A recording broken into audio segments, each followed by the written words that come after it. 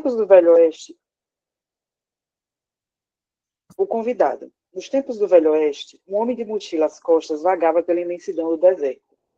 Caminhava horas, o sol ia alto no céu e sua sede aumentava.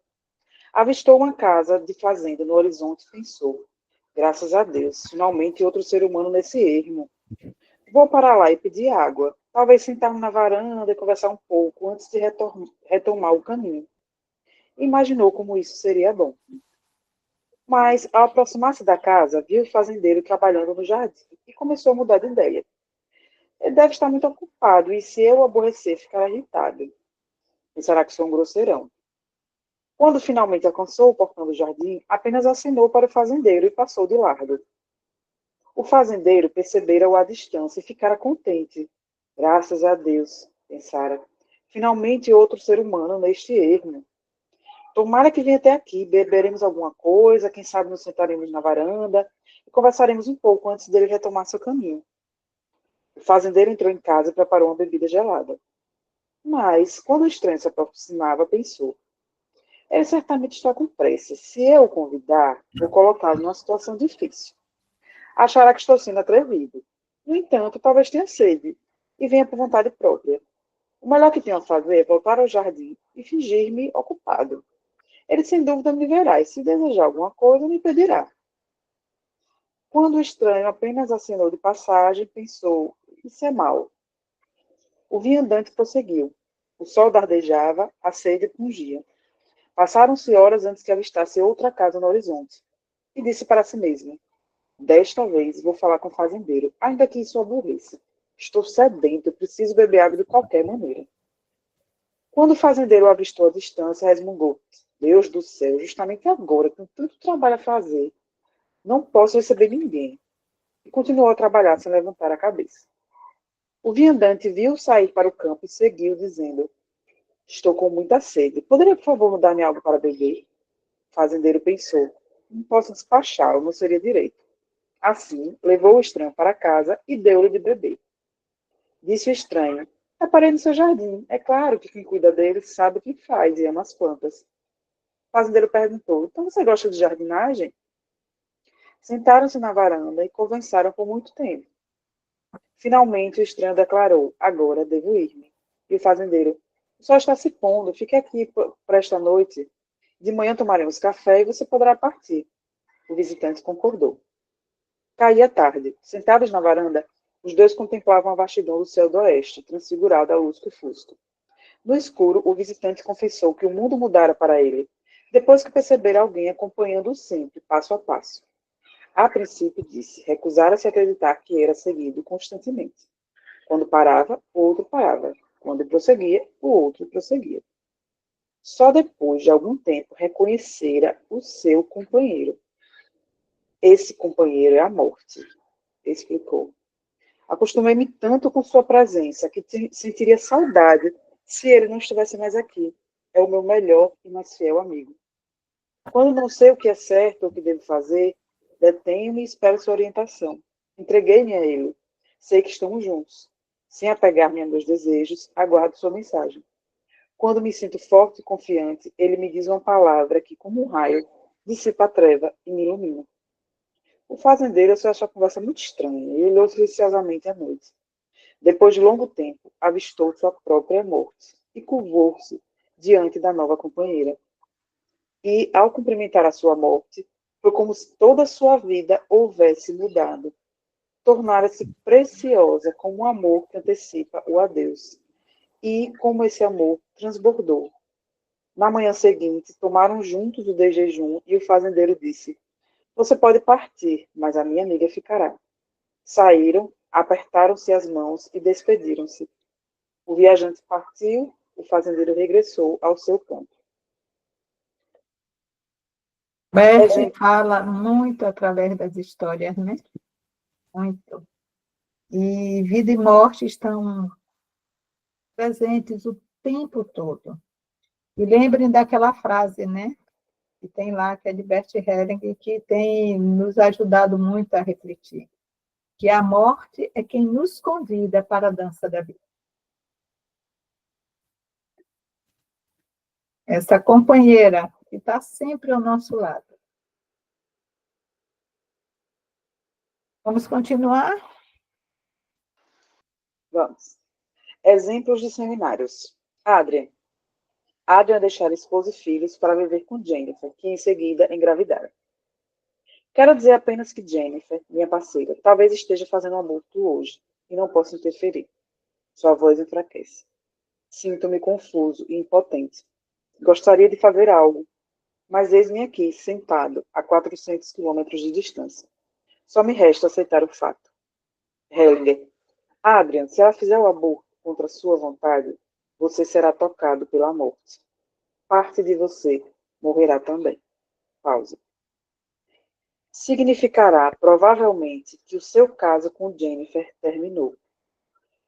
Talvez não a perca, mas seguramente perderá a sua primeira família. Você é livre para consentir nisso ou não.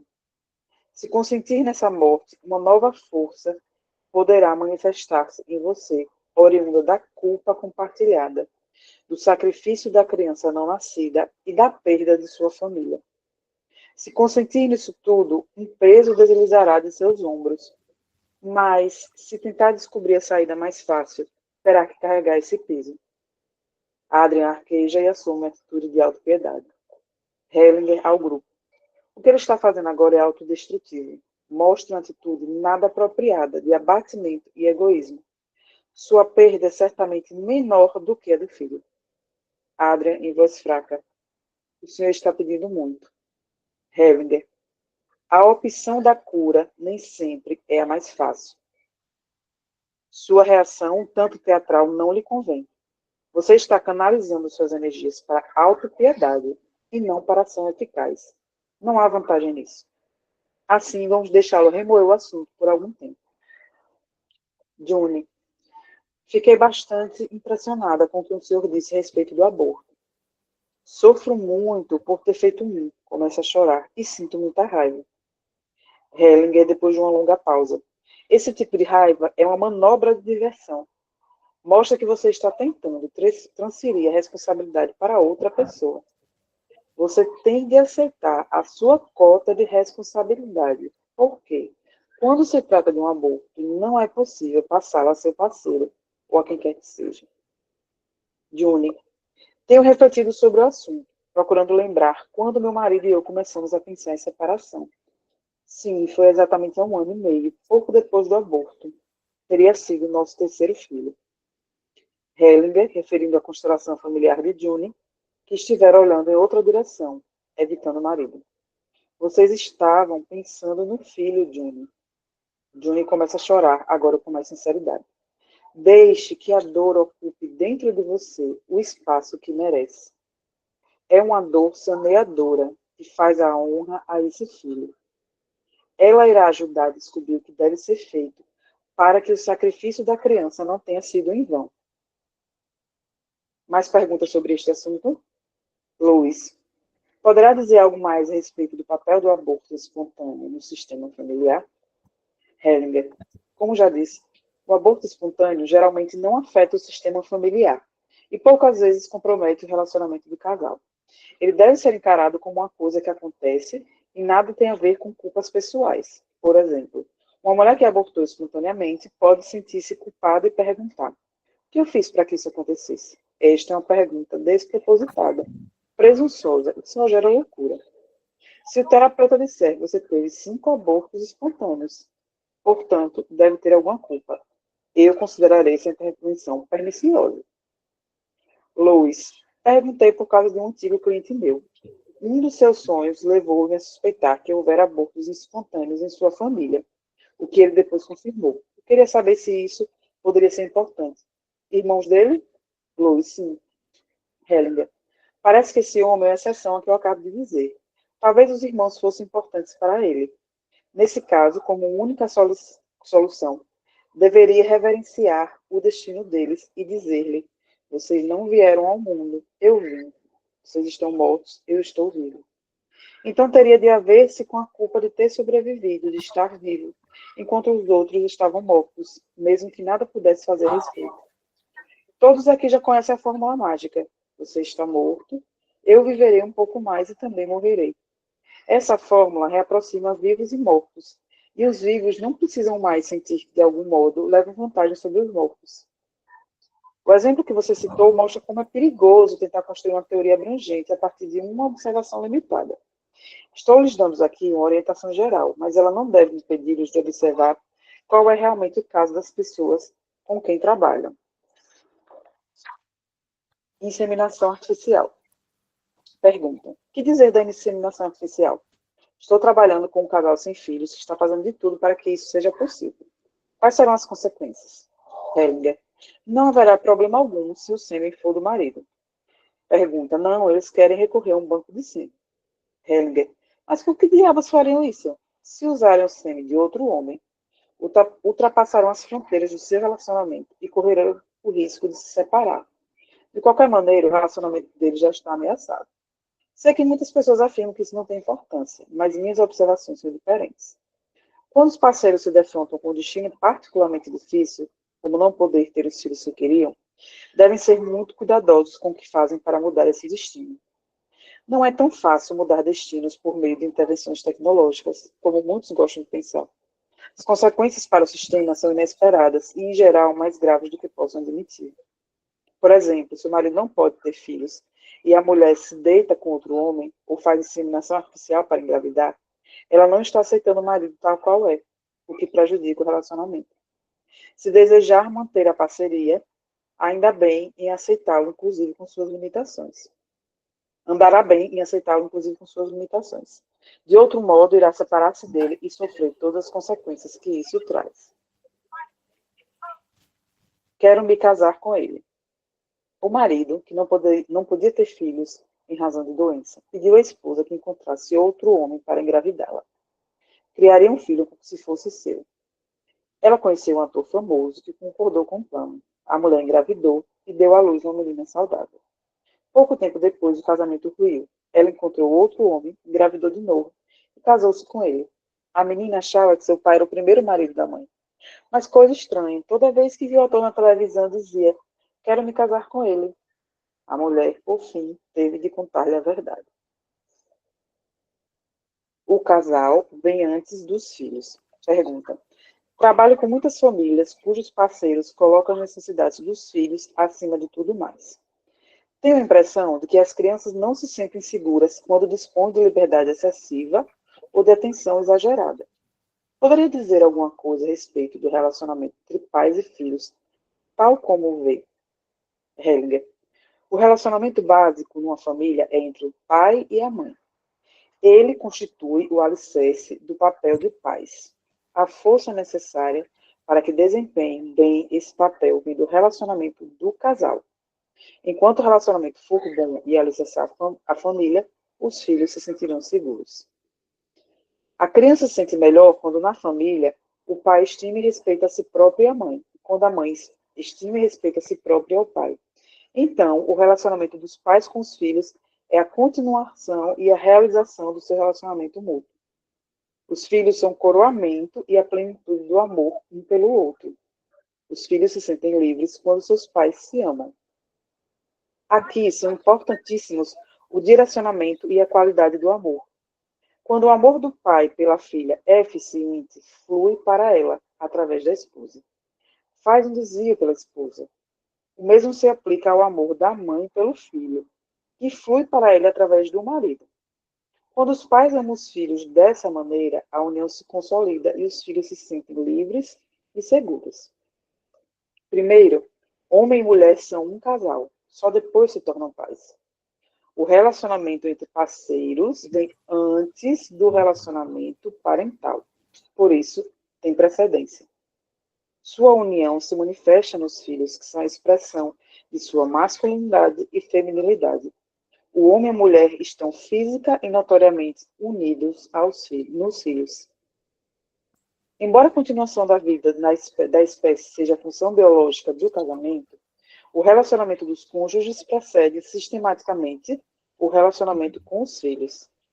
O amor dos pais pelos filhos deve ser a continuação e o coroamento de seu amor um pelo outro como casal. As coisas se passam assim porque seu amor mútuo vem primeiro. E, como as raízes da árvore que sustentam e nutrem os galhos, esse amor nutre e sustenta os filhos. Quando numa família os pais permitem que o amor pelos filhos se torne mais importante que o amor de um pelo outro como casal, a ordem do amor é perturbada e a família fica sujeita a disfunções. A solução consiste em priorizar o relacionamento do casal.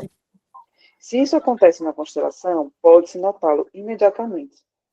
Os filhos que veem os pais como casal descontraem-se e todos se sentem melhor. Quando o pai age como homem. Um homem e uma mulher se casaram porque ele esperava ver atendidas necessidades de infância e ela queria amá-lo como uma mãe. Viveram muito satisfeitos até lhes nascer um filho. O amor da mulher, como era de esperar, voltou-se para o filho biológico. O marido começou a sentir-se negligenciado e ciumento, passando a competir com o filho pela atenção da esposa.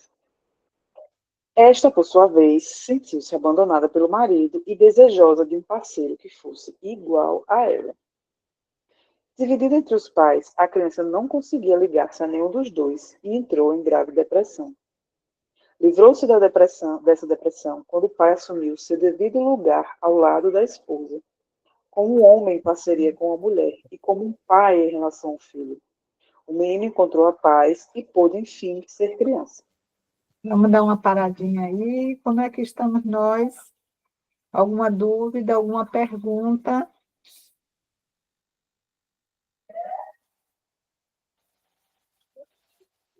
Ariela?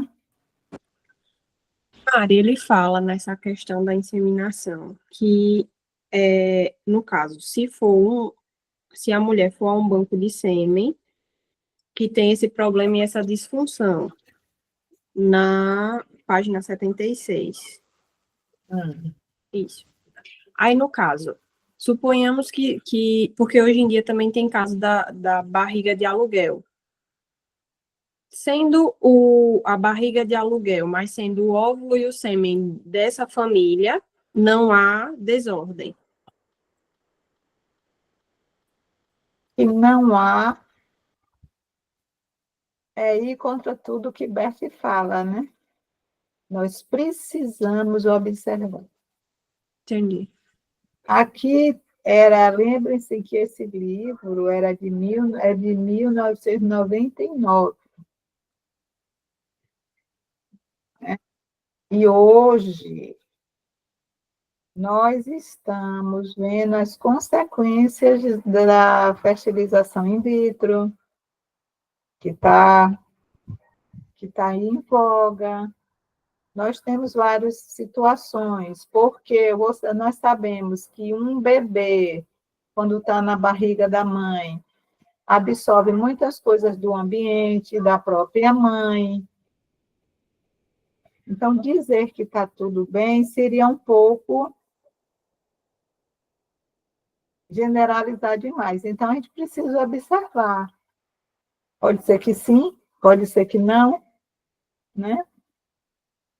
Então, quem já teve uma experiência assim, se alguém já teve em consultório ou numa constelação, poderia dar um depoimento, né? Eu tô voltada estudando, pesquisando isso ainda, sabe?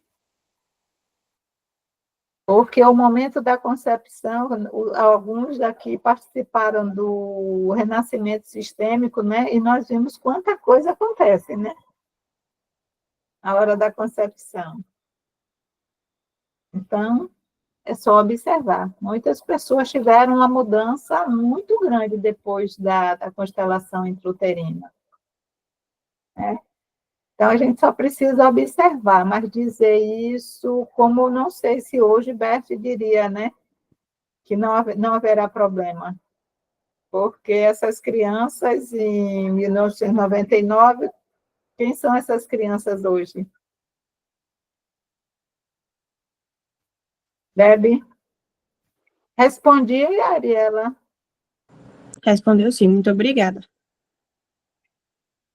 Mari, e hoje ainda tem aquela questão que Beth não chegou a falar, né? Que você falou que me chamou muita atenção, que quando faz quando faz a fertilização artificial, né? Tem ainda os embriões que ficam lá, que são filhos, e que não vão para a barriga, que não são gerados e que não nascem. Como é que fica isso dentro do sistema, né? Tem que observar, entendeu? Como é que fica isso dentro do Por isso sistema. que a gente observa e não vai generalizar. Que pode gerar algumas desordens, né? Também. Pode também. E, de repente, aquele ser está em paz e não gera. A gente não Sim. pode, Só sabe? o campo que vai dizer se existe, Só o né, campo aquilo que ali vai ou não. só o campo. Pronto, era isso, só Carol, isso. Não, é só um o tema campo. que é um tema que é muito presente para mim, né? Porque é um tema que me remexe diversamente por conta de quê? Eu fico pensando muito nisso porque eu não gostaria de ter mais filhos, mas eu tenho 2 embriões congelados. Embriões já de 5 dias. Então, eu fico, eu fico pensando, isso é uma coisa que eu fico, que isso afetaria no meu sistema ou na das minhas filhas, né, e nas próximas gerações, se o que eu estou pensando é não dar a continuidade da vida desses embriões, né? Carol, uma das coisas é que a gente diz sim a tudo do jeito que foi. E você teve um vislumbre, né, que um desses embriões está muito em paz, né? E que tem uma expectativa, né, talvez, de vir. E que o outro já está em paz, talvez, de não ter, né? Então, é dizer sim ao jeito que foi. E eu tenho, graças a isso, eu tenho 2 filhas. Então, se também a pessoa for ficar presa na culpa, vai gerar mais emaranhados, né? Não vai desfrutar dessas filhas, porque, É isso que eu sinto. né? Parece que eu estou começando a criar emaranhados do que se tivesse outro, e se as meninas tivessem mais irmãos, sabe? E o que isso. Mas é bem isso que eu digo. Como eu já tive esse vislumbre, como você falaste, eu tenho que começar a me auto reconhecer do que foi, está feito e está Isso. E feito. falar para, né, quantos embriões foram, e essas suas filhas que estão vivas, a quantidade de embriões é a quantidade de irmãos que elas têm. Então, dizer, vocês são 2 nascidas, mas vocês tiveram, e a mamãe e o papai são,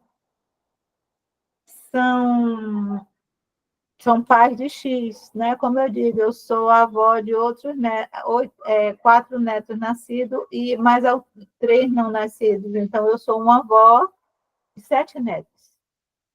Então, reconhecer que os não nascidos também pertencem ao sistema. Uhum. Compreende? E dar um lugar no meu coração. Compreende? Porque a culpa vai gerando medo, vai gerando um emaranhado mesmo, sabe? Uhum. Então, eu só quero que você fique com aquela imagem final da constelação. Que cada um, a alma de cada um está escolhendo algo.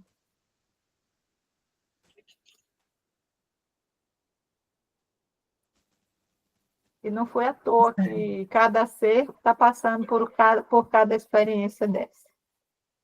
Então, por isso que a gente tem que observar, entendeu, Ariela? Dizer isso é assim e vai gerar. Não, observa. Nós temos hoje constelações, consteladores que Bert não teve a oportunidade de olhar para isso, mas nós temos consteladores que estão olhando para isso e eu estou muito atenta a isso. Ok? Mais alguém? Vamos continuar? Vamos, minha parte agora. Solteiros e casais sem filhos. Tá. Pergunta. Sou solteiro e velho demais para ter um filho. Sinto-me excluído e desvalorizado pelo que o senhor está dizendo. Não haverá lugar para pessoas como eu na simetria que descreve? Hellinger. Solteiros e casais sem filhos, obviamente, não estão excluídos da possibilidade de encontrar amor e sentido em suas vidas. Há, porém, certos problemas que precisam enfrentar e resolver. Como você já deve saber por experiência própria, suportar a solidão e encontrar sentido na vida pode ser muito doloroso para uma pessoa solteira e sem filhos. Uma situação realmente difícil. Meu interesse é descobrir que as pessoas nessas circunstâncias podem fazer o que as pessoas nessas circunstâncias podem fazer a fim de resguardar seu potencial para amar e encontrar sentido na vida. As constelações que montamos, vimos que todos partilhamos o destino e a culpa de nossas famílias.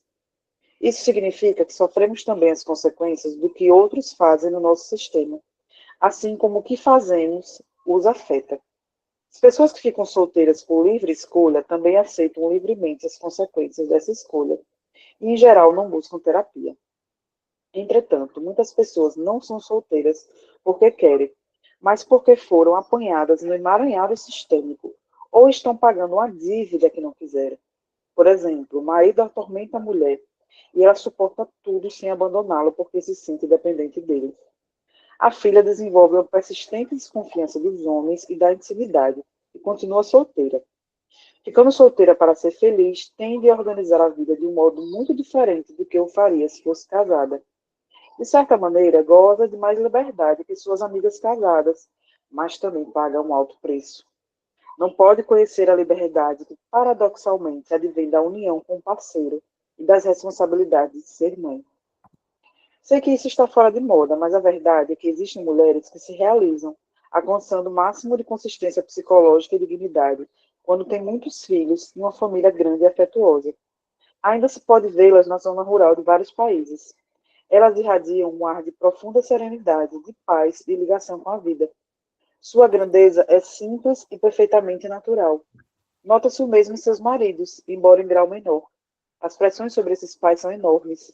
Eles tiveram de aprender a renunciar, a ser pacientes e a contentar-se com o que a vida oferece. O caminho para encontrar a realização numa família grande foi bloqueado na nossa cultura, tanto para as mulheres quanto para os homens, mas isso não significa que devamos desmerecê-lo. Uma vez que essa profunda e natural realização humana já não é possível, as mulheres precisam recorrer a outras formas de obtê-la, principalmente no trabalho.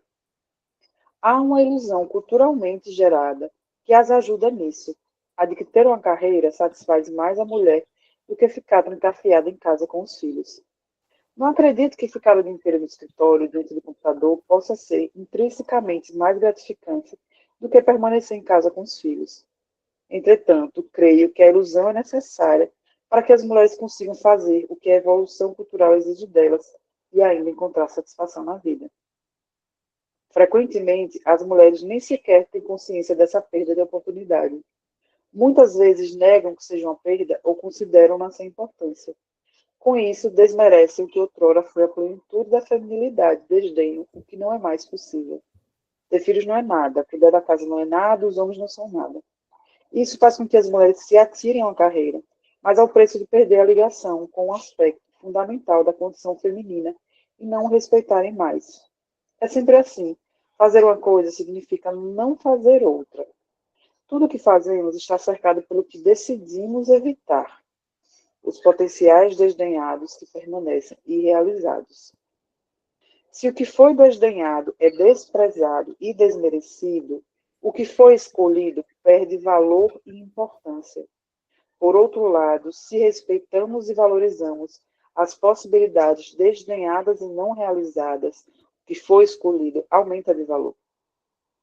Há situações em que não é Hebe, você possível. pode repetir esse parágrafo bem devagar, porque ele é muito importante. Vamos lá. É sempre assim. Fazer uma coisa significa não fazer outra. Tudo que fazemos está cercado pelo que decidimos evitar. Os potenciais desdenhados que permanecem irrealizados. Se o que foi desdenhado é desprezado e desmerecido, o que foi escolhido perde valor e importância. Por outro lado, se respeitamos e valorizamos as possibilidades desdenhadas e não realizadas, o que foi escolhido aumenta de valor. Há situações em que não é possível nem desejável ter filhos ou manter relacionamentos.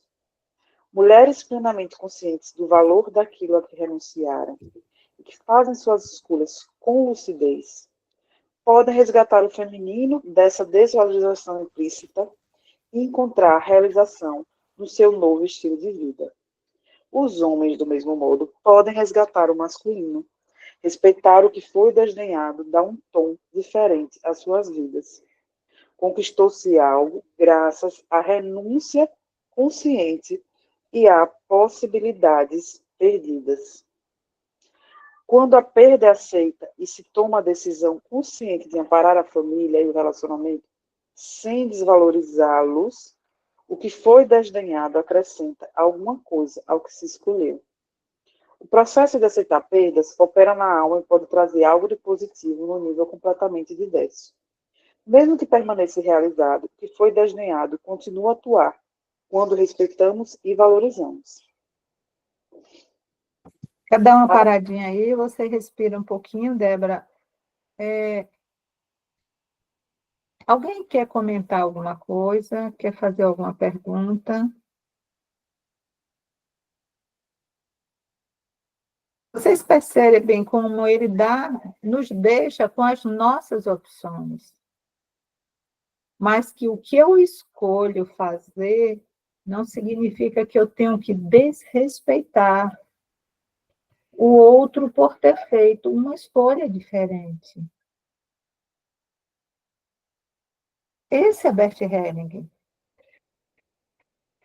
Então, se eu escolho, eu como mulher decido o que é mais importante no meu trabalho, mas eu não desdenho e respeito uma mulher que escolhe criar os filhos, ser dona de casa, está tudo bem, eu encontro a paz.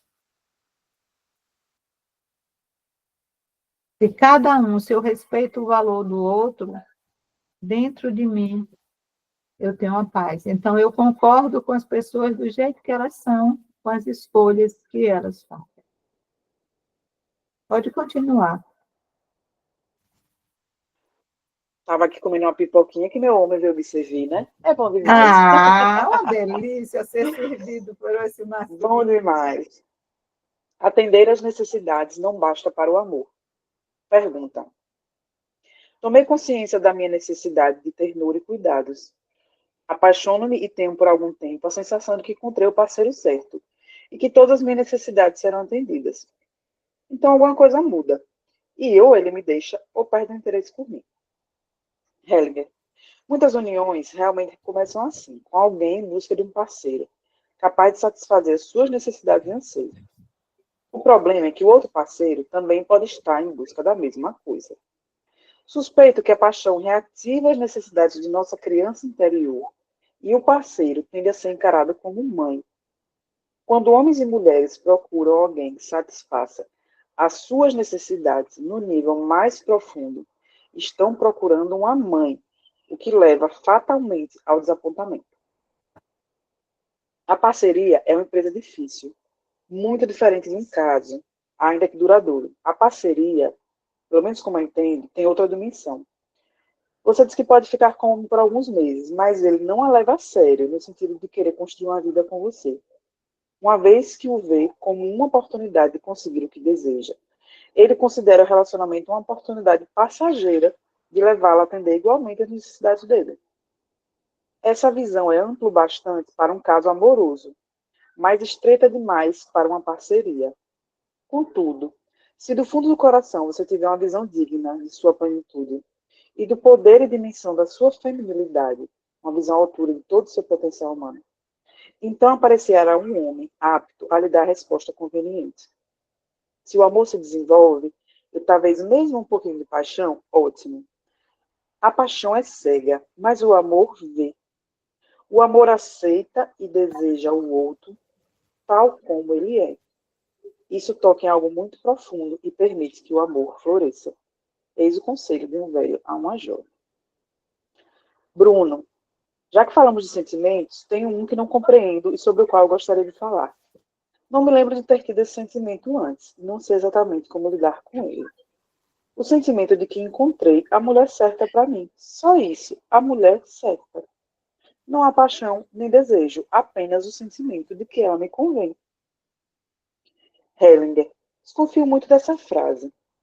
Se fosse ela maravilhosa, a coisa seria diferente. Mas quando você diz ela é a mulher certa, sem paixão nem desejo, parece dar a entender que se trata da pessoa junto à qual você precisa mudar o mínimo possível. Bruno, na mosca, risos no grupo. Por outro lado, isso é ótimo, pois eu posso continuar como eu sou. Hellinger, não é nada bom. E logo se tornará um fardo.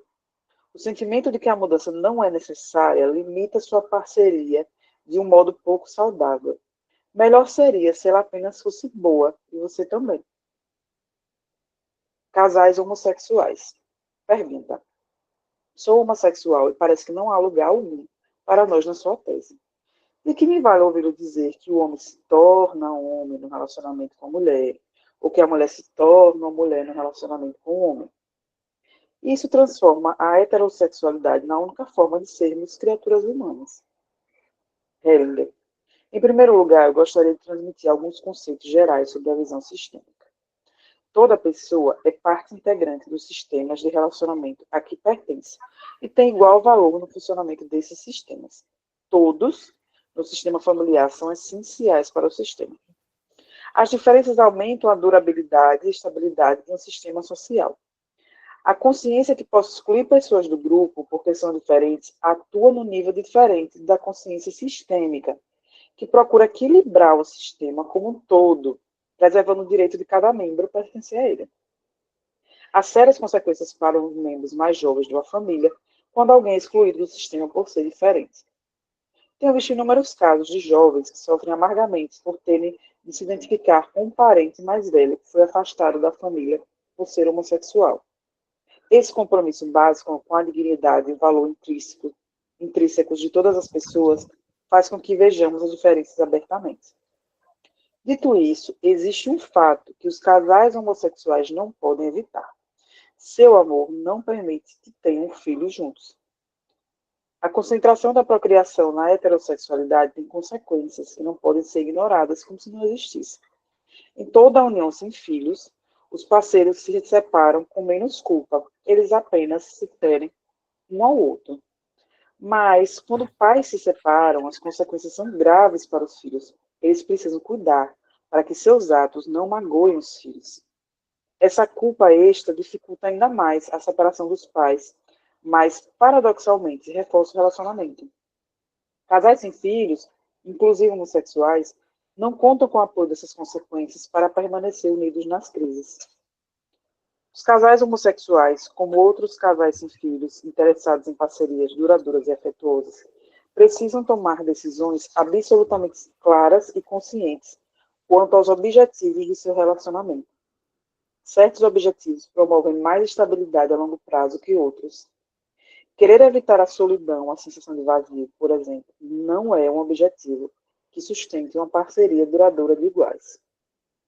Cada qual tem o seu caminho, em parte escolhido, mas em parte decorrente da vida, porque é involuntário. Essa é a parte com a qual é difícil lidar. Os homossexuais com quem trabalhei, mesmo aqueles que sustentam ter escolhido livremente sua orientação sexual, haviam sido envolvidos por dinâmicas sistêmicas, experimentando em suas vidas as consequências do que outros em seu sistema haviam feito ou sofrido. Eles tinham sido impelidos ao serviço do sistema e, em criança, não podiam defender-se das pressões sistêmicas a que se viam submetidos. Eis a segunda coisa com que tinham de haver se estavam dando alguma coisa à família. Raramente trabalhei com alguém que quisesse deixar de ser homossexual. Quando trabalho com homossexuais, a homossexualidade não é a questão principal. Tento apenas trazer à luz algum bloqueio que esteja limitando a plenitude da vida, mas não tenho nenhuma intenção de mudar a orientação sexual da pessoa. Observo 3 padrões de bloqueio sistêmico, em conjunção com a homossexualidade, porém ignoro se eles realmente estão em causa. A criança era pressionada a representar uma pessoa do sexo oposto no sistema, porque uma criança do mesmo sexo não estava disponível. Por exemplo, o menino tinha que representar uma de suas irmãs mais velhas que havia morrido, porque nenhuma menina sobrevivera. Outro menino tinha que representar a primeira noiva de seu pai, que fora tratado justamente. Esse é o mais doloroso e difícil padrão que já observei. A criança era pressionada a representar alguém do mesmo sexo que fora excluído do sistema familiar ou vilipendiado por esse sistema. Os homossexuais que vivem em semelhantes condições são considerados estranhos. Por exemplo, o menino era sistematicamente identificado com o primeiro noivo da mãe, que contraíra sífilis e rompera o compromisso. Embora o noivo tivesse agido de forma correta, fora desprezado pela mãe do menino. A sensação de ser desprezado era para o menino muito parecida com a que deveria ter atormentado o noivo, como se fosse dele próprio. A criança permaneceu na esfera de influência do genitor do outro sexo, mostrando-se incapaz de realizar um movimento psicológico rumo à esfera do genitor do mesmo sexo. Se ajudasse, eu suportaria a dor. No grupo de treinamento para terapeutas, uma mulher tomou lugar numa constelação de sua família de origem e foi visualmente confrontada pela primeira vez com o que já sabia, mas nunca aceitara: o grau de perda, necessidade e dano no seu sistema familiar. Em 3 gerações, não se vira nenhum relacionamento intacto.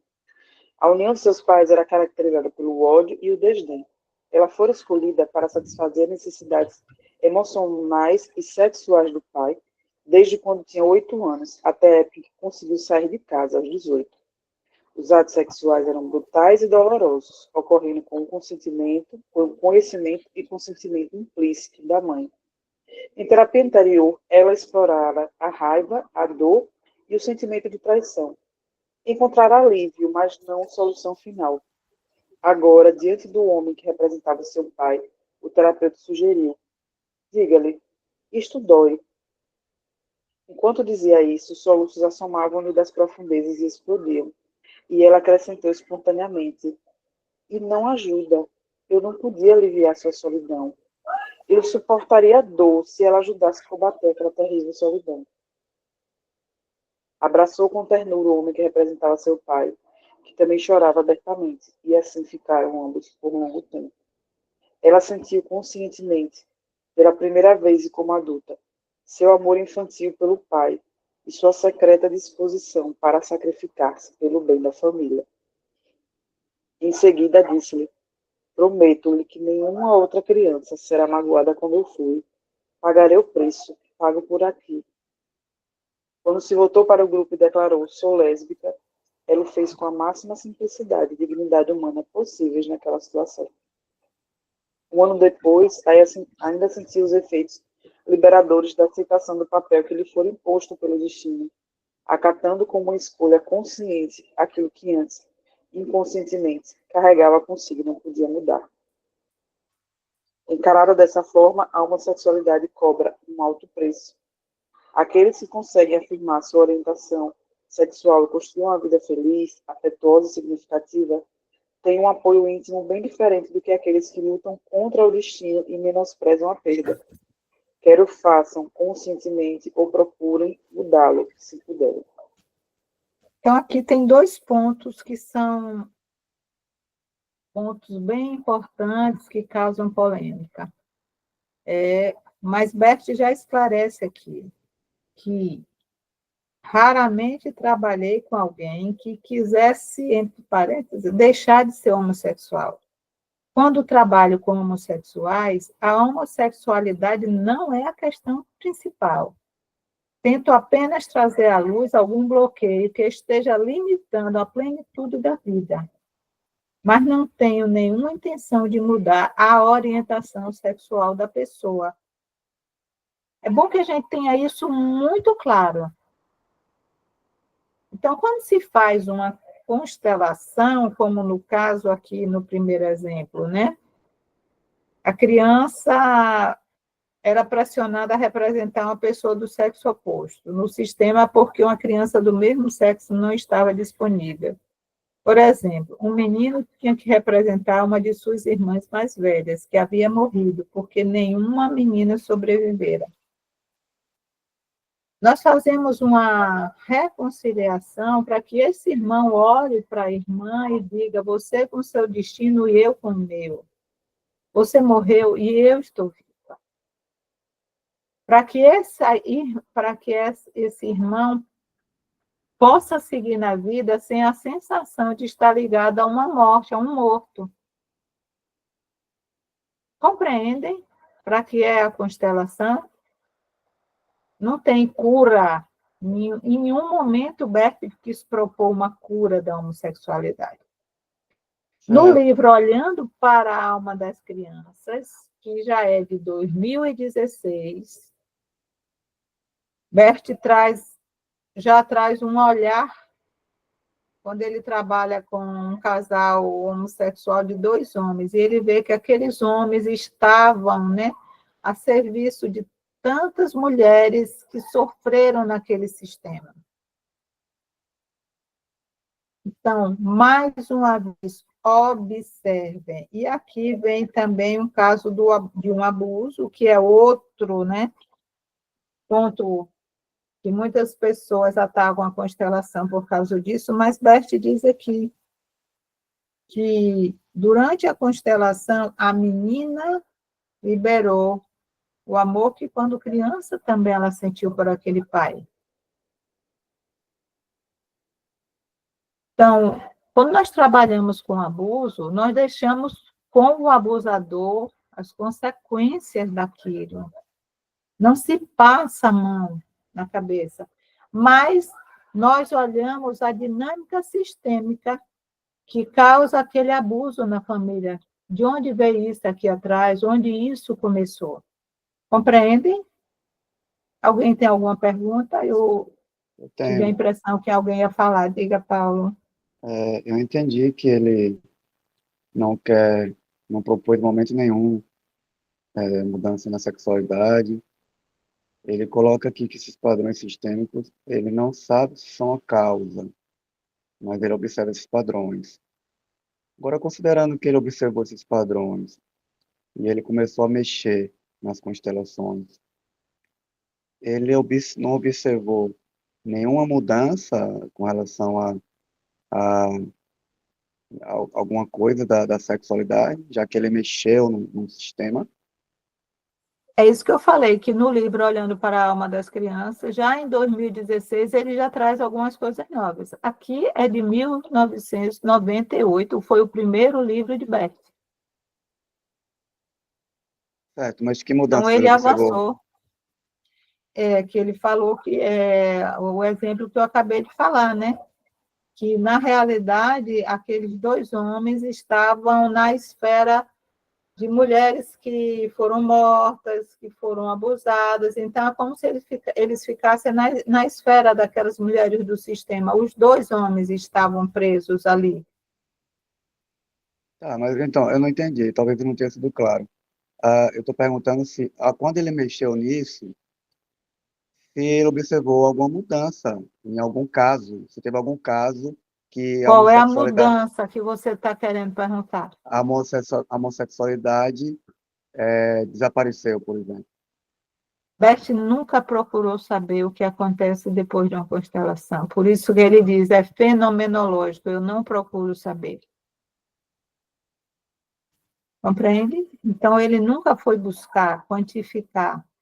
Alguns podem ter dado retorno a ele, e ele diz que, ele fala em 2016 que a homossexualidade no masculino ela é mais presente e fixa, que nas mulheres ele observa que pode variar ou não, porque como a mulher vai para a esfera do pai, para a esfera da mãe, né? Ela transita nessa esfera, e o menino, ele vem da esfera da mãe, vai para a esfera do pai, e de lá ele vai para a vida.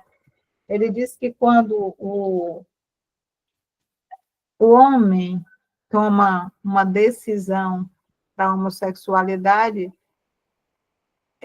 eu vou falar assim, de uma maneira, é como se não houvesse uma reversão.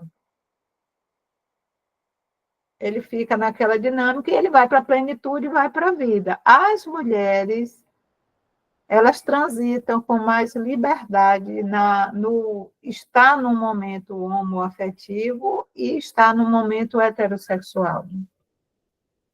Por conta dessa dinâmica inicial, né? A depender da dinâmica lá com os primeiros vínculos dela, né?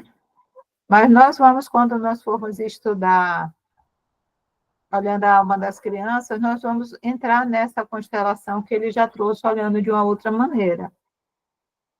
Entendi. Mas o que eu quero deixar claro aqui, que não é a intenção Sim. sabe, tirar ninguém da sua opção, mas, como o Bert diz, que vá para a vida, que tenha plenitude, né? Jane?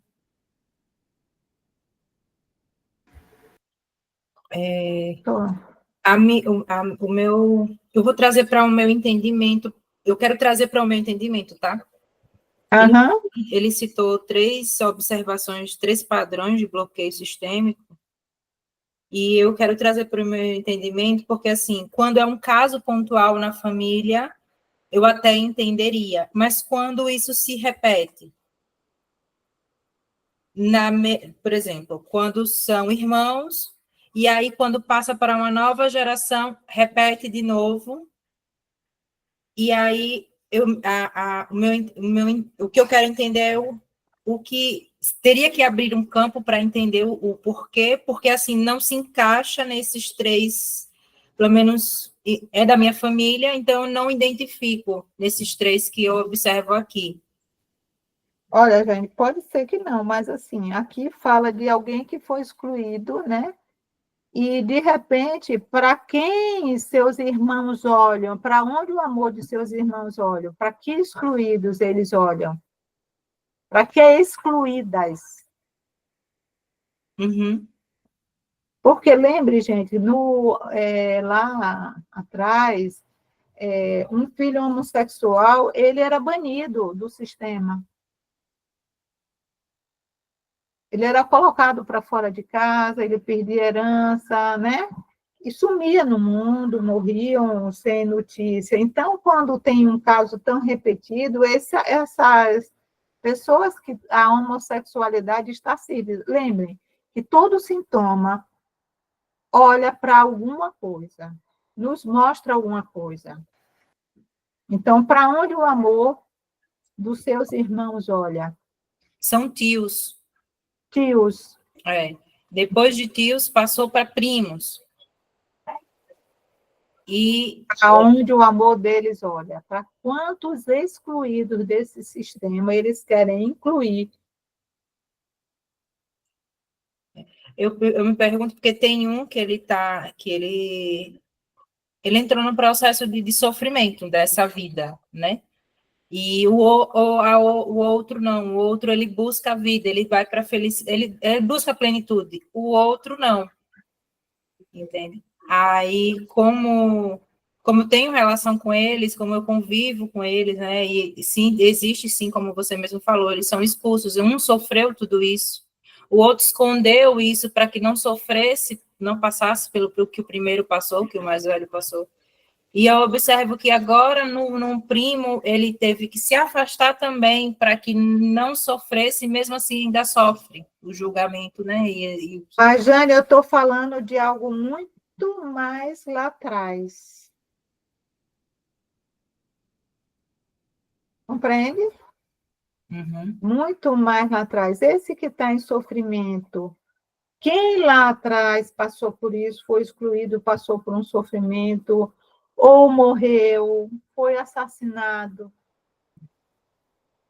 E que esse de hoje, vocês vão ver, porque nós vamos estudar no domingo, nós vamos olhar essas constelações, inclusive que tem um suicídio, né? E aparentemente era uma coisa e lá atrás. Então, quem aqui atrás, muito lá atrás, esse tio está identificado. Lembra que nós estudamos identificação emaranhado? Esse daqui, próximo agora, está olhando para quem daqui de trás? E que se nós fazemos a desvinculação, deixa o outro com o destino dele, ele pode ir para a vida, mas de repente está indo para a vida, ok, tô assim, né? Então vai para a vida. Mas se tem um sofrimento aí, a gente precisa abrir esse campo dessa pessoa. Para não generalizar. Compreende? Então, se ele precisar aí, tem a turma aí, tá? Os irmãos mais velhos estão abrindo grupos, sabe? E estão constelando muito bem, eu estou feliz com isso. Orienta ele, se ele não quiser participar de grupo, faz uma constelação individual, porque dá um alívio, sabe? Apazigua algo aqui, sabe? Deixa essa tristeza que pode ser do campo, esse sofrimento que é do campo, sabe? Uhum. Ajudou você a falar Sim. sobre isso? Olha, Jane, só você está falando sobre isso já folga o campo. Só você, olhando para isso, com amor, com aceitação. E eu vejo o amor que você está com esse tio. O campo já vai entrando no movimento. Lembre que constelação é botar o amor no trilho novamente, como aquele vagão, né, que tomba e a gente coloca aqui. Então, assim, para onde o amor dessas crianças, mesmo os homens, né, estão olhando para quê? Entendi. Ariela? Mari, no caso dessa questão da identificação, não há limitação para a quantidade de familiares que podem se identificar com um familiar, por exemplo? São muitos familiares, não é só com... Entendi. É com os familiares que passaram por determinado trauma ou alguma dor que precisa ser Isso, e sentida são pelas próximas. muitos, e muitas vezes no campo são muitas, e não foram olhados, e a gente precisa olhar. Fazer a reconciliação, que esses mortos possam ficar em paz, para que os vivos vivam, né? Não é isso que Bert diz, os mortos morrem para que os vivos vivam. Mas muitas vezes a lealdade, o amor cego da criança fica preso lá, vivendo uma vida que não é deles.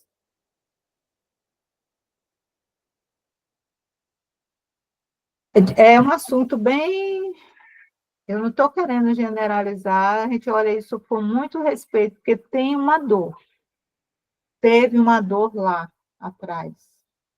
E enquanto nós não olharmos, lembre de uma coisa, todo sintoma, todo comportamento tem uma função no sistema familiar.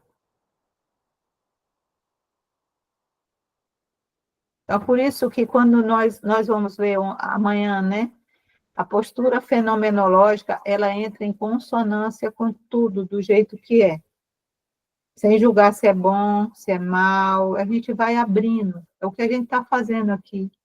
Para onde o amor dessas pessoas está olhando. Vamos lá? Esse capítulo é bem polêmico, viu, gente? Porque é a base. Lembra que eu disse, vamos ler hoje, para quando nós chegarmos no presencial amanhã, nós estamos com a nossa percepção, ó, mais ampliada.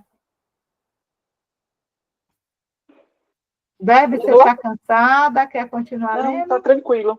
Ainda bem que tinha Vamos uma lá. carreata passando aqui, mas já foi embora. Ok. Infidelidade, triângulo amoroso. Pergunta. Meu marido teve um caso com outra mulher durante anos. No princípio, achei difícil aceitar isso, mas com o tempo eu desisti de mudá-lo. O senhor poderia falar algo a respeito de infidelidade e relações extraconjugais? Hellinger. Quando a mulher trata o marido como uma criança, tentando melhorar seu comportamento e agindo como se soubesse o que é melhor para ele, ele acaba arrumando um amante. Esta passa a ser, então, a sua verdadeira parceira. Se ele mantém um bom relacionamento com a esposa, mas conserva a amante, é provável que a amante represente sua mãe. Talvez o mesmo seja verdadeiro para a mulher que arrume um amante. Ou está sendo tratada pelo marido como criança, ou procura no amante alguém que represente seu pai ou sua mãe. Em regra, a esposa que consente no triângulo amoroso é a filhinha do papai. Se estivesse em busca de uma solução, abandonaria a esfera de influência do pai e voltaria para a da mãe. O homem que vive um triângulo amoroso é muitas vezes o filhinho da mamãe, e a solução para ele consiste em voltar à esfera do pai. O relacionamento fora do matrimônio é quase sempre visto como moralmente inaceitável.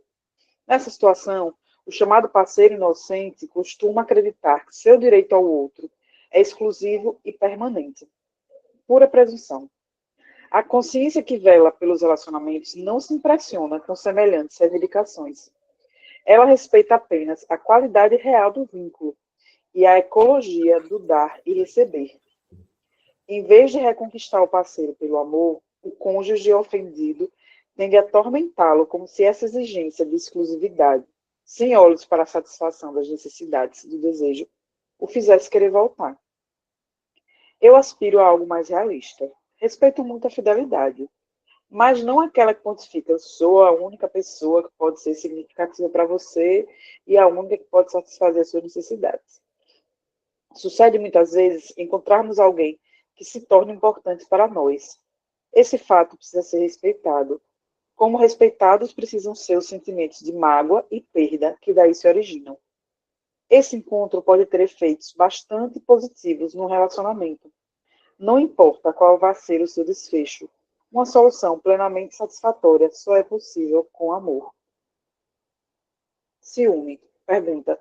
O senhor pode dizer algo sobre ciúme? Tenho crises de ciúme. Imagine meu parceiro fazendo todo tipo de coisa. Hellinger. A natureza sistêmica do ciúme pode ser observada quando examinamos cuidadosamente o que ele provoca. Às vezes, o ciúme aproxima ainda mais o casal. Isso acontece, por exemplo, quando o ciúme da esposa protege os filhos e marido de uma aventura caprichosa ou da interferência de outra mulher na família. Mas, em geral, faz o contrário, afasta os parceiros. Se você tem crises de ciúmes, observe a situação honestamente e talvez descubra uma secreta pressão sistêmica empurrando-o para longe do seu parceiro. A pessoa ciumenta deseja inconscientemente que o parceiro se vá. Gente, grifem isso aí. A pessoa ciumenta deseja inconscientemente que o parceiro se vá. E esse ciúme pode vir de uma dinâmica sistêmica para não manter a relação.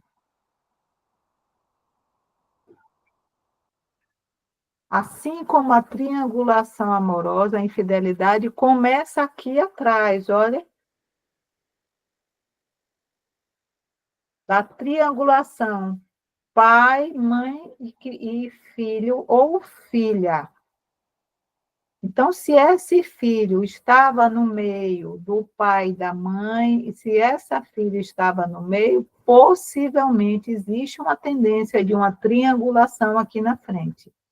Então, essas situações vêm das nossas dinâmicas sistêmicas com a família de origem. Pode continuar, Débora. Existem inúmeras dinâmicas sistêmicas inconscientes que nos induzem a repelir nossos parceiros, para confirmar uma antiga crença de que não merecemos o amor, por exemplo, ou de que iremos causar infelicidade. Certas pessoas têm medo de serem abandonadas, inconscientemente afastam os parceiros. Criam o que receiam, como se o abandono fosse preferível à separação voluntária. Para ser fiel às crenças e exemplos da família, digamos, agir como agiram os pais quando não conseguiram se aceitar plenamente, quando se separaram ou quando um deles morreu no começo do relacionamento. Para operar uma identificação inconsciente com outra pessoa prejudicada pelo sistema. Por exemplo, uma mulher não se casou porque tinha de cuidar dos pais já velhos. Sua jovem sobrinha identificou-se inconscientemente com ela e também não se casou. Para cumprir uma obrigação pessoal, um homem abandonou a antiga família para assumir o atual relacionamento. A segunda esposa, muito enciumada, quis abandoná-lo também. Na constelação familiar, percebeu-se claramente que se sentia obrigada para com a primeira família do marido, solidária com ela. Muitas vezes, quando um dos parceiros tem ciúmes, o relacionamento já terminou, mas eles não o admitiram ainda ou não querem admiti-lo. Se se dispuserem a isso, não raro é possível retomar a parceria depois que o ciúme desaparece. Mas isso exige que enfrente as pressões sistêmicas que os estão distanciando. Muitas vezes, eles precisam enfrentar experiências dolorosas, talvez culpa, solidão, medo de perdas, inadequação. Os parceiros podem dizer um ao outro, cedo ou tarde, vou perder você. Essa é uma frase difícil de dizer com sinceridade, mas pode devolver a ordem ao relacionamento. Frequentemente, é impossível para os parceiros restaurar o relacionamento depois que o ciúme veio à tona. Devem, então, escolher entre dois tipos de dor: o da separação e o da manutenção de uma parceria pouco satisfatória. Se optarem pela segunda, melhor será aceitar as coisas como são do que alimentar esperanças de que tudo irá mudar. A pior escolha que podem fazer é permanecer num relacionamento desgastante, esperando que um dia seja diferente. No entanto, esse é o caminho que a maioria dos casais prefere. Aproveite-o enquanto é tempo. Uma mulher confessou em seu grupo de terapia que atormentava o marido com ciúme. E, embora soubesse que esse comportamento era irracional, não conseguia parar. Enquanto discorria sobre seu ciúme, a função sistêmica deste tornou-se clara para o líder do grupo, que apontou-lhe a solução. Disse ele: você vai perder seu marido, cedo ou tarde. Aproveite-o enquanto é tempo. Dias depois, o marido telefonou para o líder e comunicou-lhe: voltei a ter esposa, muito obrigada. O marido participara de um grupo liderado pelo mesmo terapeuta algum tempo antes, com uma mulher com quem viveu por 7 anos. Contaram então à mulher que tinha uma namorada mais jovem e planejava casar-se com ela. Ele participou de um segundo grupo com a nova parceira, que desposaram logo depois de ela engravidar. Exteriormente, esta passou a agir como se o marido não tivesse vínculo algum com a antiga esposa e a sustentar seus direitos a ele por meio de ciúme e pressões públicas. No fundo, ela percebia os laços entre o marido e a ex-esposa, bem como sua própria parcela de culpa na separação de ambos. Portanto, seu ciúme não era consequência dos atos do marido, e sim do secreto reconhecimento de sua dívida para com a antiga parceira. Esse ciúme resultou no distanciamento íntimo do marido. Refletindo o vínculo que ele ainda mantinha com a primeira parceira, expressava solidariedade para com ela. A despeito dessa compreensão, o casal acabou se separando alguns anos depois. O amor limita a liberdade. Pergunta: pelo que o senhor disse sobre limitações sistêmicas, parece que tudo é predeterminado.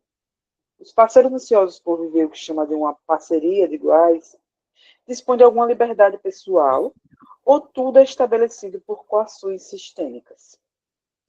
Hellinger: em cada relacionamento, os limites são estabelecidos de modo diferente. Alguns são mais flexíveis, mais permissivos, enquanto outros são mais rígidos. A culpa começa logo que cruzamos as fronteiras do nosso sistema de relacionamento. Sentimos-nos livres e inocentes dentro das fronteiras. E não existe liberdade e inocência quando elas não são claramente definidas. Esse processo é óbvio com garotos de escola, que muitas vezes se tornam impertinentes se o professor não os contém. Quando os limites foram nitidamente estabelecidos e testados, a área da liberdade é reconhecida com maior facilidade. A realização e a satisfação encontram-se dentro dos limites do relacionamento. Se os ultrapassamos, prejudicamos o relacionamento, às vezes de maneira tão grave que é impossível recuperá-lo. Sucede, por exemplo, que no relacionamento os limites sejam tão estreitos que um dos parceiros, ou ambos, arranja um amante para ampliá-los e criar um novo espaço livre. Ao contrário, se os limites são frouxos e o que os parceiros têm em comum é indefinido, o relacionamento fica ameaçado. Então, eles devem recuar e redefinir os limites, ou separar-se. O fato de pertencerem um ao outro refreia a sua liberdade, o que é um aspecto inerente a todo o sistema de relacionamento. Há um ponto em que nossa liberdade de escolha é limitada pelas consequências da escolha para nosso senso de união. Podemos decidir além das fronteiras do relacionamento, mas não sem pagar o preço da culpa. Não sem as consequências para a nossa própria felicidade ou a do parceiro. Não sem pôr em perigo o relacionamento.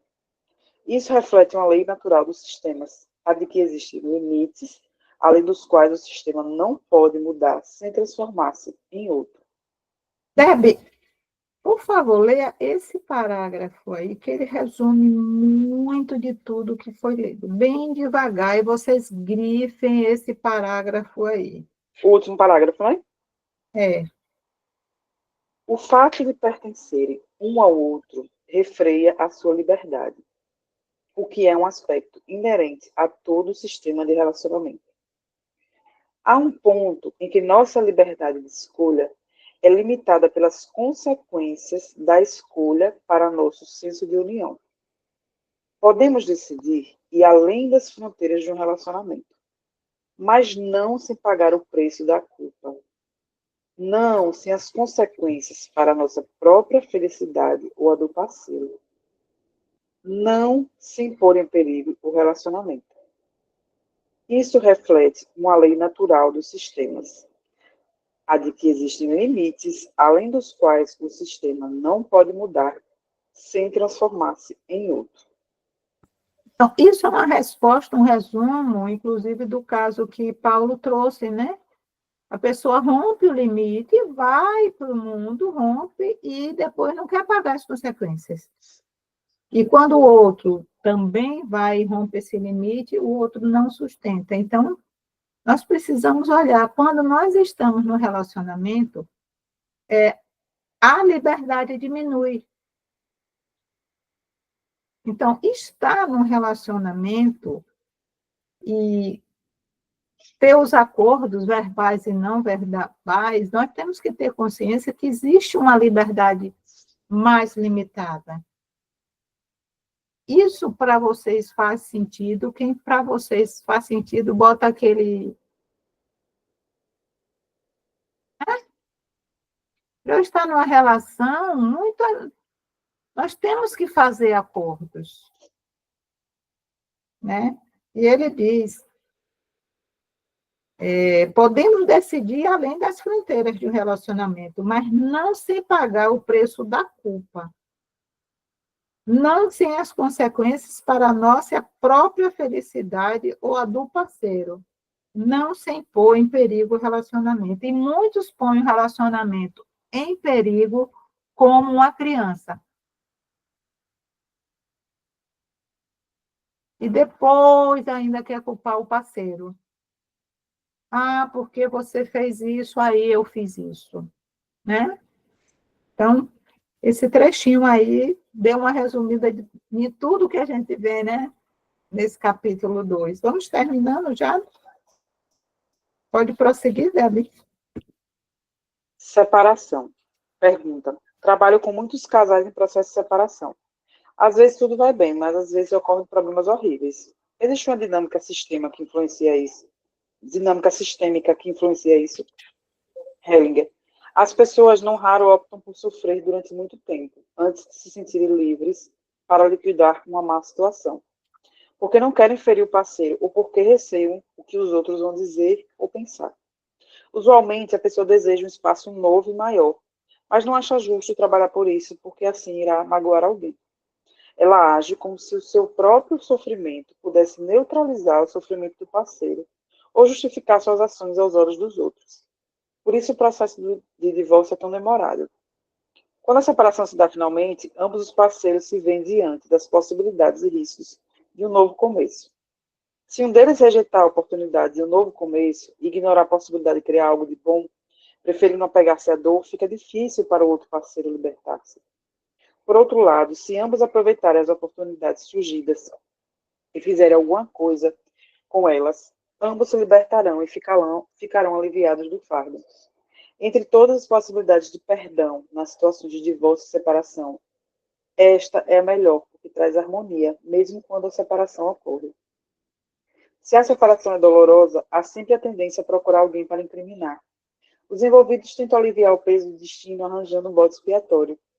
Em regra, o casamento não se desfaz porque um parceiro é culpado e outro inocente, mas porque um deles está soberbado por problemas de família de origem ou ambos caminham em direções opostas.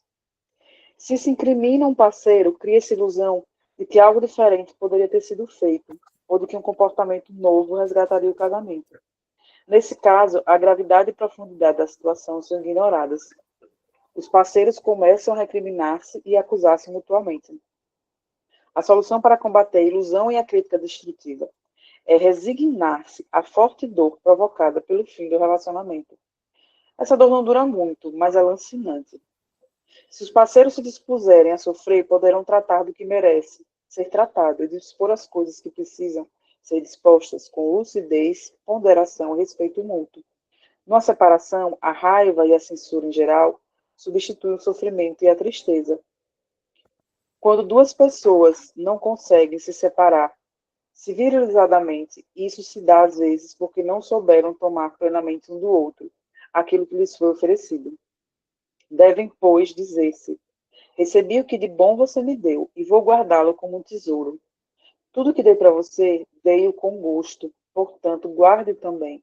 Assumo a minha parcela de responsabilidade pelo que saiu errado entre nós e deixo-lhe a sua. Agora partirei tranquilo.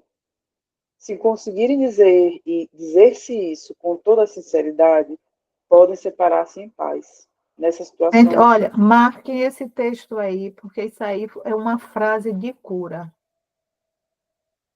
leio de novo? Não, eu estou pedindo que grifem, sabe? Porque é muito importante. Nós usamos durante a constelação, quando numa separação, dizer isso. Imaginar o parceiro na frente, dizer isso. Porque nós vamos aprender, né, no relacionamento de casal, nas constelações de casal, honrar os parceiros anteriores. E muitas vezes nós nos despedimos de uma maneira não tão gentil, sem uma despedida, sem uma honra. Então, essa frase, ela cura muito os relacionamentos anteriores, e para que a despedida, a separação, seja feita com dignidade. Então, coloque isso aí como um ponto, porque esse capítulo vocês vão ler, reler, ter vários entendimentos. É um capítulo muito rico para relacionamento de casal. Vamos finalizar, Debbie? Se conseguirem dizer-se isso com toda sinceridade, podem separar-se em paz. Nessas situações, talvez seja útil contar uma história simples. Por fim, duas pessoas com suas mochilas bem cheias saíram juntas a passear. Atravessaram jardins floridos e searas, e ambos iam felizes. Depois o caminho foi ficando íngreme. Um deles, já sem provisão, sentou-se. O outro prosseguiu, subindo um pouco mais. O caminho agora era pedregoso e áspero, e também ele, consumido o último bocado, sentou-se.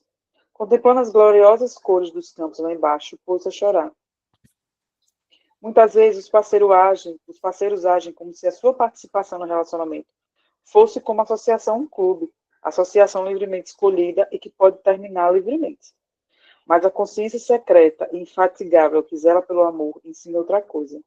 Se fôssemos livres para cancelar nossas parcerias, a separação não magoaria tanto. Friedrich Hölderlin descreve isso num poema, Os Amantes. Separados, parecia tão acertado e bom. Por que então o choque, como se houvéssemos assassinado o amor? Ah, tão pouco nos conhecemos. Há um Deus oculto que em nós governa. Numa parceria séria de iguais, estamos ligados um ao outro e não podemos nos separar sem sofrimento e culpa. As consequências disso são invariavelmente destrutivas quando os parceiros se separam, sem um sentimento de responsabilidade. Se, por exemplo, um deles disser: estou fazendo alguma coisa por mim e pelo meu aperfeiçoamento, o que acontecer com você é problema seu. Não será difícil que uma criança morra ou cometa suicídio após a separação. Esta é sentida pela criança como um crime que merece castigo. A união é tanto o prêmio quanto o preço do amor. Mãe, deixo para você as consequências da sua partida. Uma mulher se separara levianamente do marido e sua filha ficara gravemente enferma após a separação. Na constelação familiar, a representante da mãe sentiu-se melhor fora do círculo, com os filhos perto do pai. Quando a filha lhe disse: mãe, deixo para você as consequências da sua partida. Ela se sentiu livre, todos na constelação passaram a gozar de uma sensação de harmonia. Pergunta: quem decide se a separação é irresponsável? Hellinger. Ninguém decide. É algo que se sente. Quando a separação ocorre, todos percebem imediatamente se foi responsável ou não. Então, respirem aí, né? E aí ele traz, né, como no próximo capítulo é sobre os filhos, ele já vai trazendo, né, à tona o assunto, né, de como uma separação repercute nos filhos. Eu vou deixar um prazer de casa aqui. Logo depois do capítulo, tem um transcrito aqui de uma constelação, né, do Ernest e o suicídio de um filho. Eu vou pedir que vocês leiam essas páginas e nós vamos trabalhar com essa constelação no domingo. Então, amanhã, nos horários de intervalo, vão folheando o livro, podem levar, inclusive, amanhã, para nós reproduzirmos uma constelação tradicional, a mais clássica, como começou, né? Onde Bert ainda colocava cada representante no seu lugar, ele ainda não usava o amor, né? O movimento da alma, nem o movimento do espírito. Então, era a mais clássica de todas. Eu gosto que vocês conheçam esse pensamento de Bert desde o começo, e que também, como era uma constelação no começo, e hoje a mudança que já existe. Então, alguém tem alguma pergunta?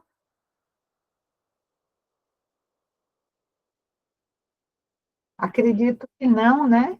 Vamos fechando já o nosso encontro.